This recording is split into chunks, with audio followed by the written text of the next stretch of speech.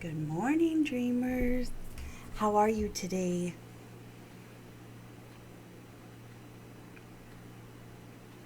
I have someone going to work at a decent hour, so I'm having my water now and having my coffee later. Oh. So I woke up, of course, to the news.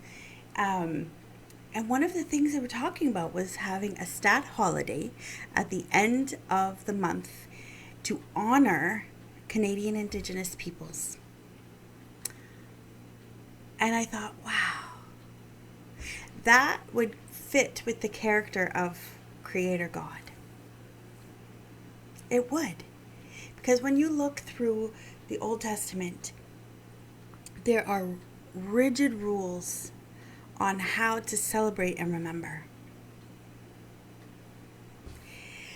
I remember one of the things that drove me crazy when married was there was no desire to have traditions and to have remembrances. And yet, I anniversary so many things, and I don't expect people to remember them. They're from me. And then I also have physical remembrances of things, tokens, if you will. One such thing is this, and it's a double stranded, doesn't matter that it's silver, it was just cheaper when I was so broke I couldn't breathe. But double stranded ring, because it reminds me every day that Jesus and me intertwined. We're going to make it. I'm going to make it because I'm intertwined with Jesus. And there's moments when I'm touching him, I'm right up close, and there's moments when I'm further away and there's a bit of a space. But we come back together and we make a beautiful design, and it's a remembrance ring because it was purchased at a time when another remembrance ring was being removed.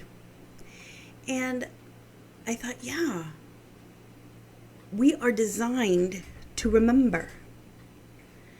But how are we remembering? Are we remembering correctly? Are we remembering what we want to remember? Or are we actually remembering something worse than it was? Or creating today worse because of what we've experienced in the past? And our bodies are designed to remember. I was talking with my therapist and I said, I feel like I think depression's coming, but it's been, usually it will land and it's here and it's like it's just not landing, and I'm in a no man's land and it's weird. And he goes, yeah, because your whole system is designed to remember that after trauma, after stress, you get depressed. And so you've had some trauma and you've had some stress. But because you're grounded, because you're putting your feet on the floor, because you're choosing to breathe, you're choosing to listen to your emotions, remembering that they're only messages, because you are truly addressing your mental health, the depression doesn't need to come, but you're looking for it because you're designed to remember. And it's an Old Testament principle of Zakar. Zakar means a cyclical journey forward, where we look back in order to move forward, look back in order to move forward, look back in order to move forward. And God put in the Jewish and therefore then the Christian calendar some things we need to do to remember. And they were holidays, and beautiful, beautiful holidays. And they were filled with designs on how to celebrate.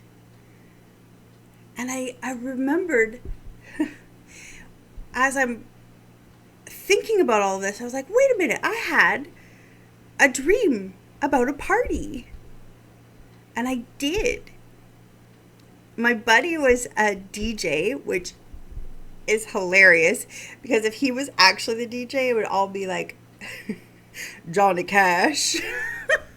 But it's kind of hard to dance to. But he had the flashing lights, and he had whatever, I don't know, whatever DJs do, and he had like the whole setup, and it's like, okay. And this was part of my dream, like, we're celebrating something.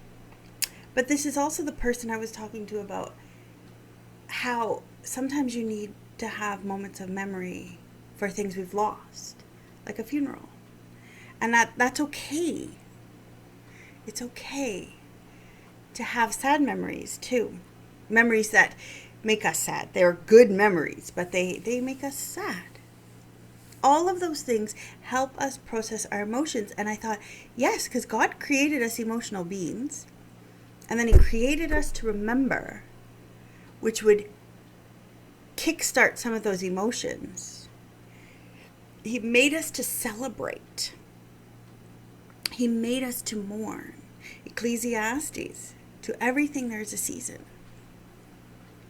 A time to weep and a time to dance. Like, there is a time. So what do you need to celebrate today? It might be something really little.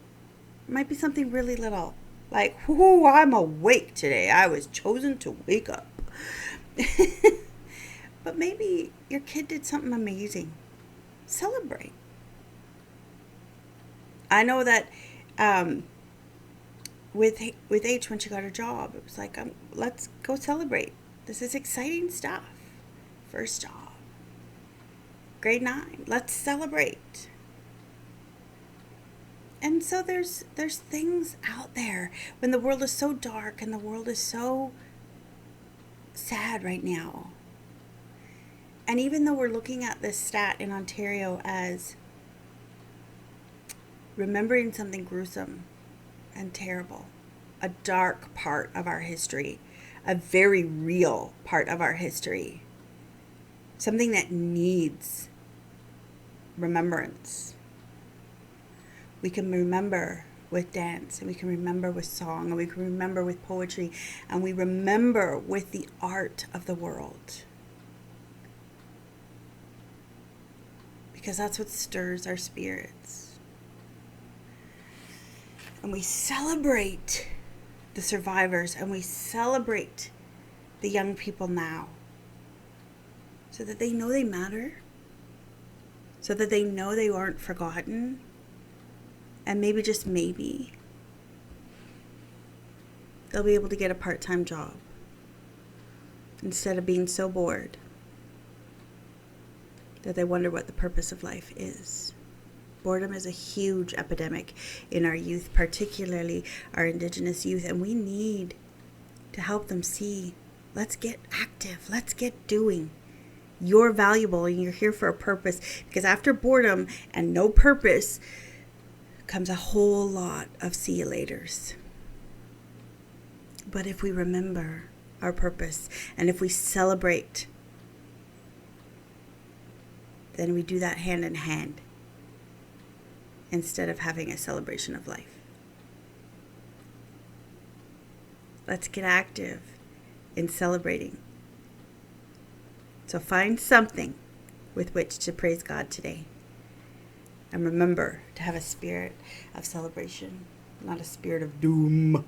And have some sweet dreams along the way. Bye.